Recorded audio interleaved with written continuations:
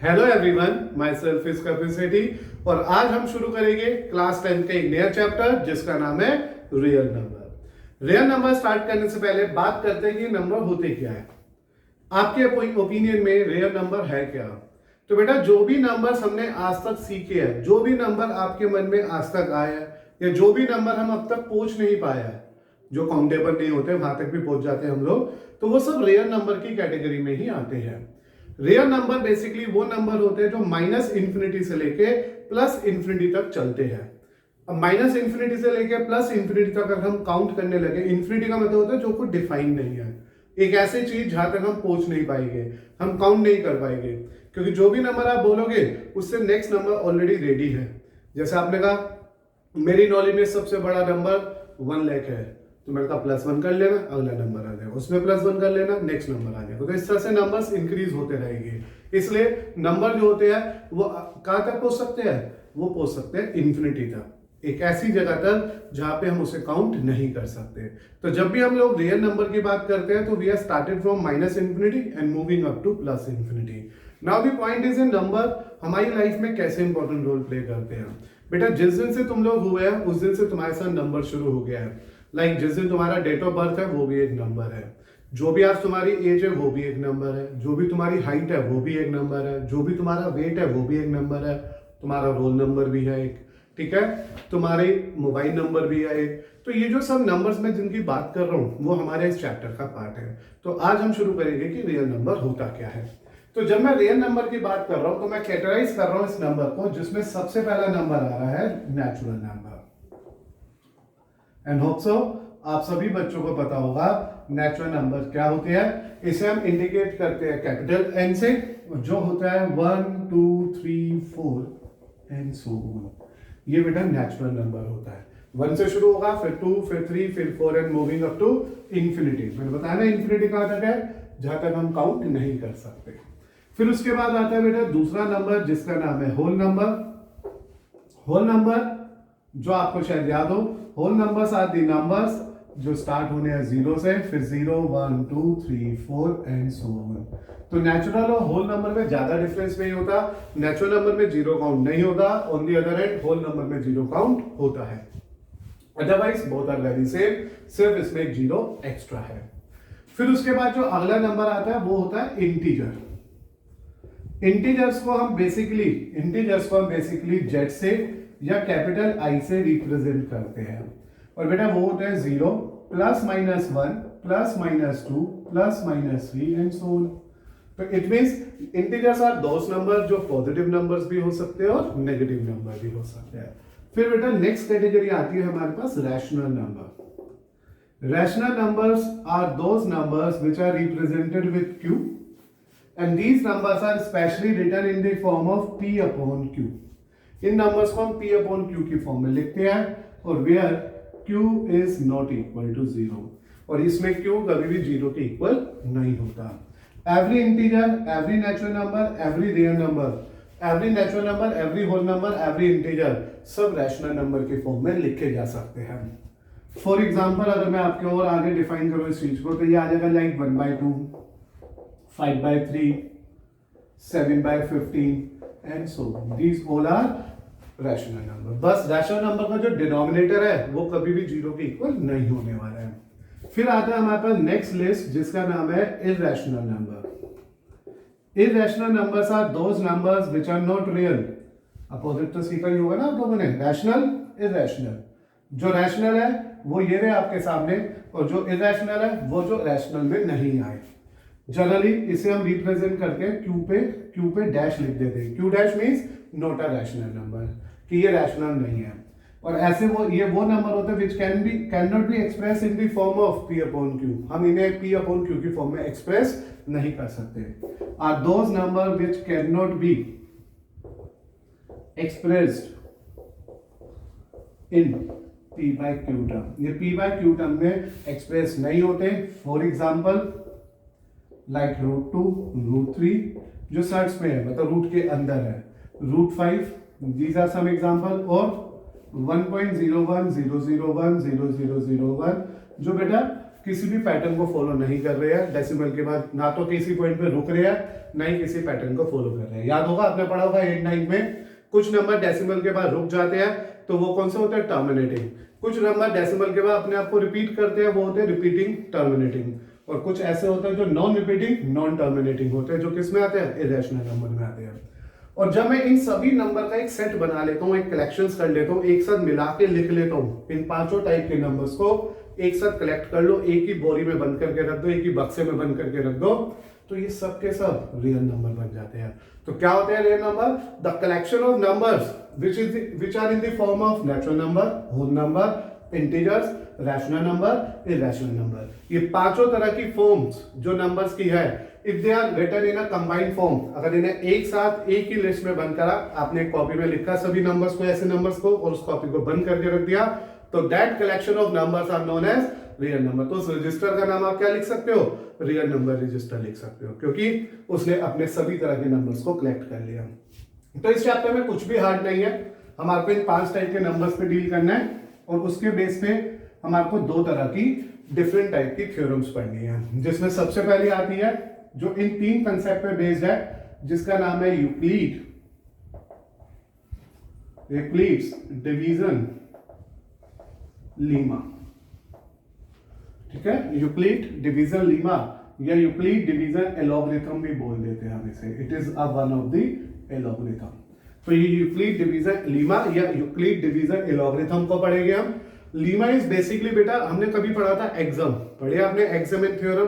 तो एक्सम तो वो चीज होती है जो फैक्ट है, फैक्ट समझते हैं ना, जो बस किसी ने कहा कि भाई ये एक्चुअली है, जैसे 1 + 1 2 है, दिस इज अ फैक्ट। ऐसी बेटा जो हमारा यूक्लिड जो एग्जाम्स होते हैं वो तो फैक्ट होते हैं, उन फैक्ट की हेल्प से जब हम किसी चीज को प्रूव करते हैं तो वो थ्योरम्स होती है। If we have a fact तो वो तो एग्जाम हो गई, और उन एग्जाम्स को यूज कर करके जब हम किसी कंडीशंस को वेरीफाई करते हैं तो वो थ्योरम बन जाते हैं। जैसे पाइथागोरस थ्योरम है, उसमें एक फैक्ट होता है, हम अज्यूम कर लेते हैं कि वो राइट एंगल ट्रायंगल है, तो उसकी हेल्प से हमने एक कंडीशन को प्रूव करी, वो पाइथागोरस थ्योरम बन गई। सेम बेटा लीमा भी जो होती है एक तरह की थ्योरम होती है। और एलॉगरिथम क्या होता है? एलॉगरिथम बेसिकली जब आप कंप्यूटर्स पढ़ोगे, कंप्यूटर साइंस पढ़ोगे 10th में अगर आपके पास है, तो आप उसमें फ्लो चार्ट पढ़ोगे। एलॉगरिथम मींस कंसेप्ट कि हम उसे कैसे फॉलो करें। जैसे सपोज करो आपने आज चाय बनानी है, तो चाय बनाने के लिए कौन कौन से स्टेप फॉलो करोगे? सबसे पहले आप क्या करोगे? पैन लोगे, उसमें पानी डालोगे, गैस को ऑन करोगे, उसमें पानी को बॉईल करोगे, फिर उसमें थोड़ी सी चीनी, थोड़ी सी चाय पत्ती, आफ्टर दैट मिल्क डालोगे, बॉईल करोगे, फिल्टर करोगे, देन पी लोगे।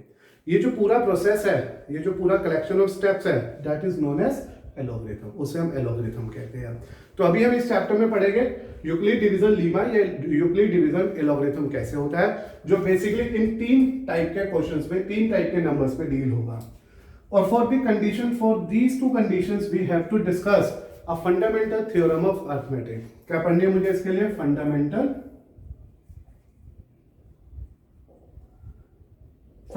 Theorem of arithmetic. इसमें हम अरिथमेटिक की कुछ फंडामेंटल थ्योरम्स पढ़ेंगे जो इस पर्टिकुलर कंडीशन पे बेस्ड होगी। तो पूरा चैप्टर सिर्फ इन 2 तरह की थ्योरम्स पे चलेगा।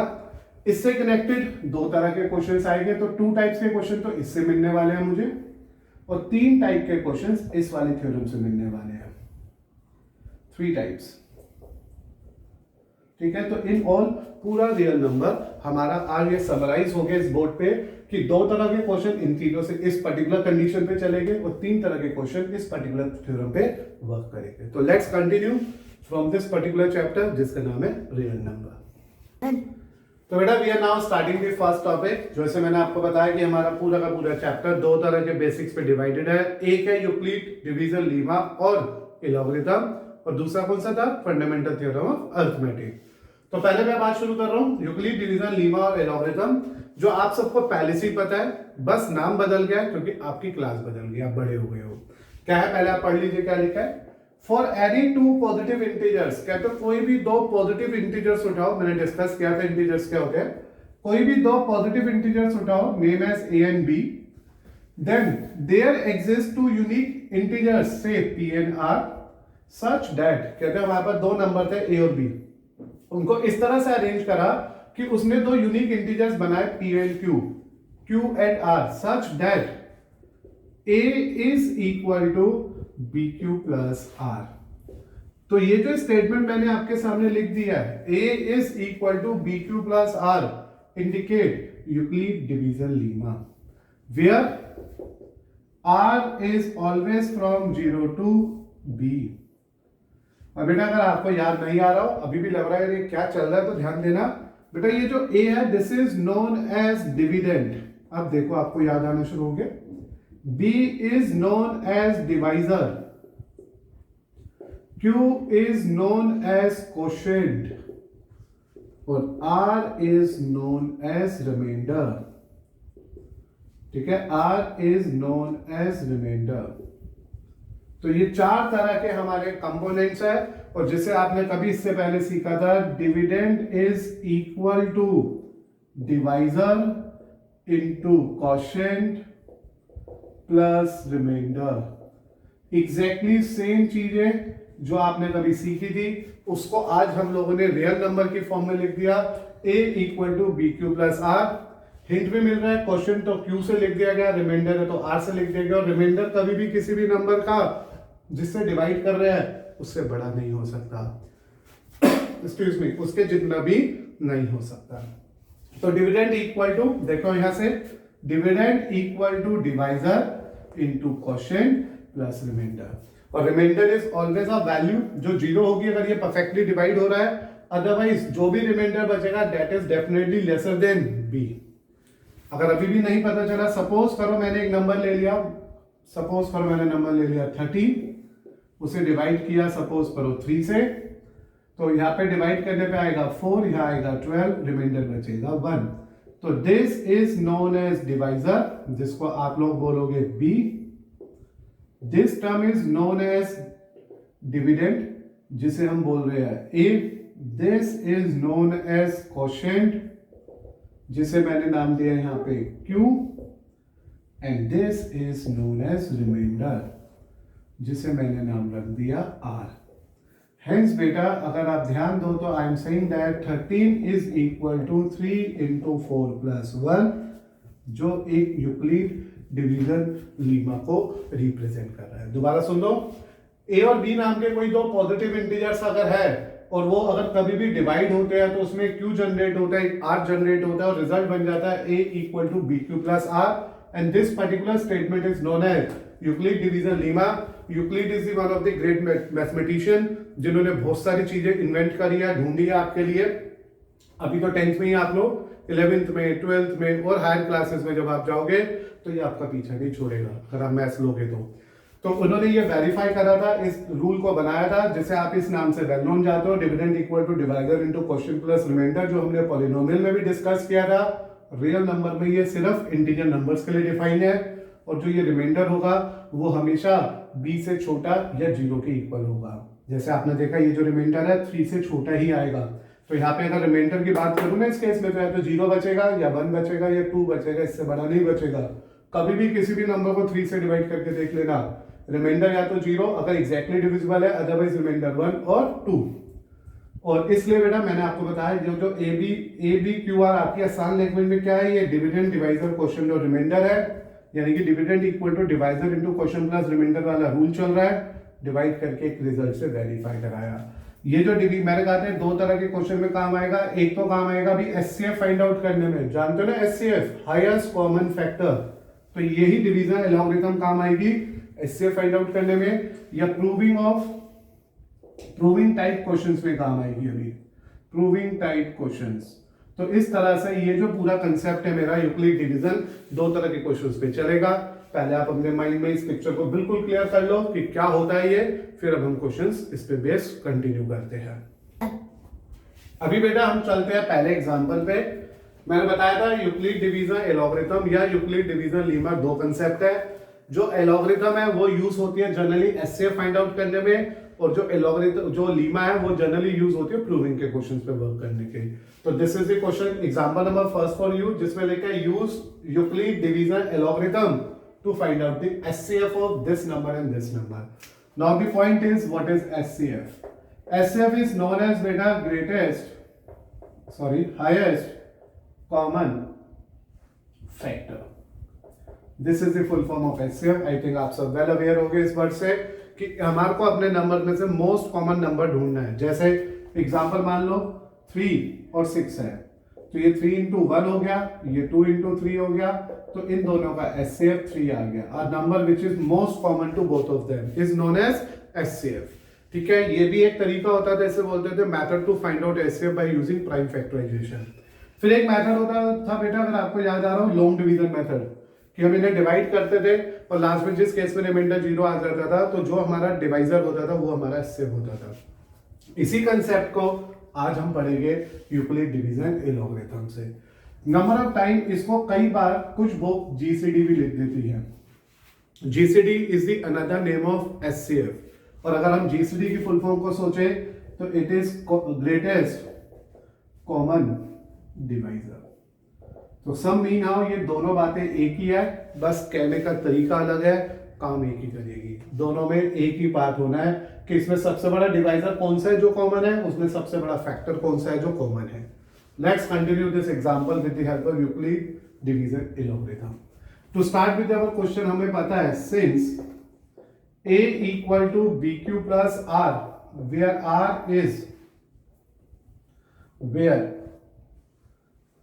is from 0 to b is known as Euclid division algorithm।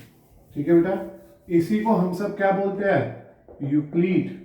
नाम थोड़ा सा भारी सा है कि यार ये क्या नाम चल रहा है इसका, लेकिन है बहुत छोटा सा बात, छोटा सा rule, dividend equal to divisor into quotient plus remainder. तो ये मैंने यूक्लिड डिवीजन एलॉगरिथम लिख दिया आपके सामने इस क्वेश्चन के अंदर। Whenever you go for the finding out a HCF of our question, सिर्फ आपको डिसाइड करना है कि वो दो नंबर जो है उसमें से बड़ा नंबर कौन सा है। तो मैंने लिखा लेट जो नंबर इनमें से बड़ा है वो ए है, क्योंकि ऑफ कोर्स डियर डिविडेंड बड़ा ही होना चाहिए, और बी डिवाइजर है जो इसमें छोटा है।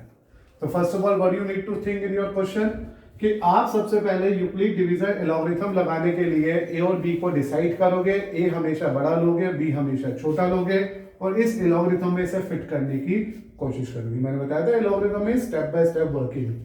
तो स्टेप बाय स्टेप लिखते हैं, it is 960 432 into what give you a answer. तो देखो, अगर मैं 432 को 2 से मल्टीप्लाई कर दूं, क्योंकि मैं लास्ट डिजिट पे फोकस कर रहा हूं, 2 कर रहा हूं, तो 8 आ रहा है जो वेरी नियर टू 9 है। तो यहाँ पे क्या आ रहा है, 864, और 960 में से 864 को अगर मैं माइनस कर दूं तो मेरे को मिल रहा है रिमाइंडर 96। Is this okay? तो this is the way to write this number in the form of Euclid division algorithm. सबसे बड़ा नंबर इज इक्वल टू, जिससे डिवाइड किया वो b हो गया। आप इसे एक्चुअली डिवाइड करके देख लेना, क्वेश्चन 2 आएगा, रिमाइंडर 96 आएगा। ऐसे नहीं सोच पाए तो ऐसे सोचो, 2 जा 864 and we have a remainder 96। अब तो क्लियर है, dividend, divisor, quotient, remainder. Are you getting it? बेटा हम इस प्रोसेस को, इस स्टेप्स को तब तक चलाते रहेंगे जब तक हमारा रिमाइंडर 0 नहीं आ जाएगा। जिस पॉइंट पे हमारा रिमाइंडर 0 आ जाएगा, उस टाइम पे जो हमारा डिवाइजर होगा वही हमारा एचसीएफ होगा। दोबारा सुनो, इस प्रोसेस को तब तक कंटिन्यू करते रहेंगे जब तक हमारा रिमाइंडर 0 नहीं आएगा, और जिस स्टेप पे रिमाइंडर 0 आएगा उस प्रोसेस, उस स्टेप पे जो हमारा डिवाइजर होगा, डिवाइजर मतलब बी, उस टाइम पे जो बी होगा, जो डिवाइजर होगा, वो हमारा एचसीएफ होगा। तो मैंने देखा कि ये अभी 0 नहीं आया, मेरा रिमाइंडर 0 नहीं है, देयरफॉर मैंने इस प्रोसेस को रिपीट किया। अब जो ए होगा वो होगा 432 और बी होगा 96। अगर आपको लॉन्ग डिवीजन ऑफ एचसीएफ याद है तो ऐसे ही करते थे। आपको याद होगा कि अब इसे तो डिवाइजर बना लेते थे और ये डिविडेंड बन जाता था, है ना याद आपको? तो ये कंटिन्यू हो रहा है वैसे ही। तो देखो 432 96 इंटू, अगर आप उसे कनेक्ट नहीं कर पा रहे तो प्लीज याद रखना, अगर रिमाइंडर 0 नहीं आया तो नेक्स्ट स्टेप में पहले जिससे डिवाइड किया था वो तो ऑटोमेटिकली ए हो जाएगा और रिमाइंडर वाला ऑटोमेटिकली बी हो जाएगा। अब मुझे देखना है 96 के टेबल में 432 का आएगा। लास्ट डिजिट को देखो, मैं 4 से मल्टीप्लाई करूं तो 36 आ रहा है, तो ये अबाउट 4 के आसपास ही होगा। Check it please. तो कैलकुलेशन तो देखो बेटा करनी पड़ेगी, उसमें तो कोई मैं आपको ऑप्शन नहीं दे सकता हूं। तो बेटा आ जाइए 384। ठीक है, थोड़ा ध्यान से चेक कर लेना कहीं पे कोई मिस्टेक ना हो हमारी। तो वी गेटिंग दैट कि यहाँ पे 4 टाइम करा, ये 384 आ रहा है, तो 16 प्लस 32 48 आया। ये भी मैंने किस फॉर्म में लिख दिया, यूक्लिड डिवीजन एलोगरिथम के फॉर्म में लिख दिया। पहले ये लिखा था, फिर ये लिख दिया। अगर आप यहाँ से कंटिन्यू डिवाइड करोगे 4 384 और बेटा यहाँ बैलेंस क्या बच गया हमारा 48। Are you getting it very carefully? तो यहाँ तक पहुंच गए हम लोग। क्या अभी मेरा रिमाइंडर 0 आया? अपने आप से पूछना वहां पे, यार हमारा रिमाइंडर 0 नहीं आया अभी भी। तो what we need to do, we need to repeat the process again. मैं कहता स्टेप चलता रहेगा, चाय जब तक उबलेगी नहीं सर्व नहीं की जाएगी, जब तक रिमाइंडर 0 नहीं जाएगा हमारे को चलाना पड़ेगा क्वेश्चन। तो नाउ व्हाट यू से, now A is 96 and B is 48. Again try to apply the same Euclid division logarithm. 96 in equal to 48 into 2 plus remainder। आ गया बच्चों चाय को उबाला, इट मीन्स आ गया रिमाइंडर 0। और जैसे ही रिमाइंडर 0 आया, हमने क्या पढ़ा था, अगर हमारे यूक्लिड डिवीजन में रिमाइंडर 0 आ जाता है तो एचसीएफ वो होता है जो इसका डिवाइजर था। तो व्हाट इज इट्स डिवाइजर, तो इसका एचसीएफ आ गया बेटा 48। दोबारा सुनो आराम से, कोई जल्दी नहीं है, बहुत इजी सा क्वेश्चन है। अगर आप यहां से सोच रहे थे तो अब की बार क्या होना था, 96 में आना था, 2 जाना था, 96 कैंसिल आउट होता, रिमाइंडर खत्म, आंसर आ गया एचसीएफ। अगर आपको याद है थोड़ा थोड़ा तो ये ऑफ कोर्स वही स्टेप्स है, वहां लॉन्ग डिवीजन मेथड नाम बोला जाता है और यहाँ यूक्लिड डिवीजन एलोगरिथम बोला जाता है। तो क्या क्या किया मैंने, दोबारा सुनो। पहले मैंने बेसिक थ्योरम लिखी, बेसिक डिवीजन रूल लिखा, फिर ए और बी कैसे डिसाइड किया, जो बड़ा वो ए, जो छोटा है वो बी, ऑटोमेटिकली सोचना है।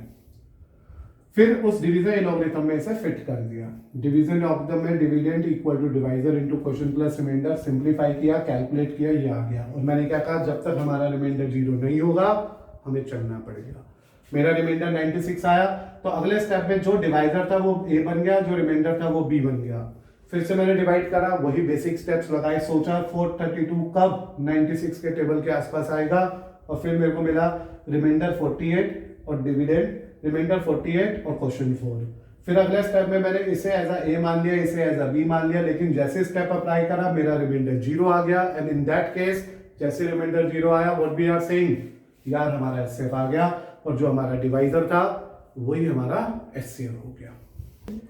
नाउ बेटा try this second part, second example, जिसमें फिर से लिखा है यूक्लिड डिवीजन एलोगरिथम को यूज करना है और एक बार फिर से हाईएस्ट कॉमन फैक्टर यानी कि एचसीएफ निकालना है। मेरे पास नंबर है 324 and 252। To start with this, क्योंकि मुझे यूक्लिड डिवीजन एलोगरिथम निकालना था, वो ऑलरेडी मैंने मेंशन कर दिया है। सिंस बेटा मुझे यहाँ पे लेट करना होगा ए और B, A as dividend, B as divisor, and this is the fact that dividend हमेशा divisor से बड़ा ही लेना होगा। इसलिए without any anything but this 324 become its dividend, 252 become its divisor. After having dividend and divisor, we try to simplify this according to this particular logarithm. 324, 252, and without any doubt बेटा ये तो directly 1 से ही जाएगा, I think so. So 252 and here we are getting our remainder as 72. So it is 1 time 72. ठीक है, क्या ये answer आ गया? तो अगर हम ध्यान से सोचें इस बात को तो ऑफ कोर्स बच्चों ये आंसर नहीं आया। क्यों नहीं आया? The reason is very clear, क्योंकि हमारे क्वेश्चन का रिमाइंडर 0 नहीं हुआ।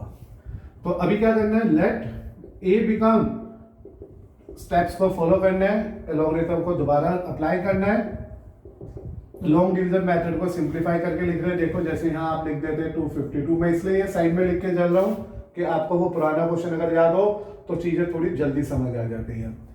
तो अभी मेरे पास आ गया 252 72 इंटू प्लस, अब मुझे सोचना है 72 के टेबल में 252 नियर बाय क्या आने वाला है, तो 7 3 जा 21 होता है ना, तो 21 और 25 नियर बाय आ रहा है, तो मोस्ट प्रोबेबली बेटा 3 जा जाएगा ये 6 216 and here we get a balance as 36। तो बेटा यहाँ पे मुझे मिला 3 टाइम और यहाँ मिल गया 36। तो मैंने पहले एलोगरिथम यूज करी इस स्टेप पे, फिर मैंने दोबारा एलोगरिथम यूज करी इस स्टेप पे, बट अगेन बेटा अभी भी आंसर नहीं आया। क्यों नहीं आया? क्योंकि अभी भी हमारे क्वेश्चन का रिमाइंडर 0 नहीं हुआ। Now we again repeat the concept, repeat the step. अब बताओ किसको ए मानना है मुझे? हमेशा हमारे को, अब जैसे यहाँ देखा आपने तो अब जो a होगा वो ये बनेगा, क्योंकि हम ये से लिखेंगे 36 52। तो जो डिवाइड के अंदर जाते हैं डिविडेंड वो a होता है, जो बाहर रहता है वो b होता है। तो a आ गया 72, b आ गया 36। ये तो आपको याद करवाया था मैंने, स्टेप्स है फॉलो करने हैं आपको। तो a और b मिल गया। अब की बार जो 72 आया वो 36 इंटू 2 प्लस 0 आ गया माय डियर। क्या पता चला इससे जैसे 0 आ गया कि we are in a position to say that भैया एचसीएफ आ गया। क्या HCF? Hence we are saying that our HCF of this question is 36। और अगर आप यहां चल रहे थे तो अगेन देखो देयर इज अ एचसीएफ 36। तो क्या क्या किया दोबारा सीखते हैं, आसान है बहुत। अब तो जो भी दो नंबर दे रखे हैं उसमें से एक को ए एक को बी मानना है, स्पेशली ये सोच के कि बड़ा कौन सा है। तो बड़े वाले को ए छोटे वाले को बी, ए मतलब डिविडेंड बी मतलब डिवाइजर, उसे डिवाइड करना है, क्वेश्चन रिमाइंडर की फॉर्म में लिख देना है। अगर रिमाइंडर हमारा 0 नहीं आया है तो नेक्स्ट स्टेप में, वेरी नेक्स्ट स्टेप में डिवाइजर को ए मान लेना है, रिमाइंडर को बी मान लेना है और इसी स्टेप को फॉलो करना है जैसे ये स्टेप फॉलो किया। फिर से रिमाइंडर पे फोकस किया, 0 नहीं आया तो इट मींस अभी दोबारा स्टेप चलेगा। अब a मानेंगे 72 को, b मानेंगे 36 को, लेकिन इस बार जब मैंने इस डिवीजन एल्गोरिथम को अप्लाई किया तो मेरा रिमाइंडर 0 आ गया और we are in a position to say that हमारे क्वेश्चन का हेंस हमारे ये पता चल गया हमारे क्वेश्चन का एचसीएफ 36 है। इज दिस क्लियर ना बेटा? यहाँ पे क्यों नहीं आया एचसीएफ? क्योंकि रिमाइंडर 0 नहीं था। यहाँ पे क्यों नहीं आया एचसीएफ? क्योंकि रिमाइंडर 0 नहीं था। यहाँ पे क्यों आ गया एचसीएफ? क्योंकि रिमाइंडर 0 हो गया।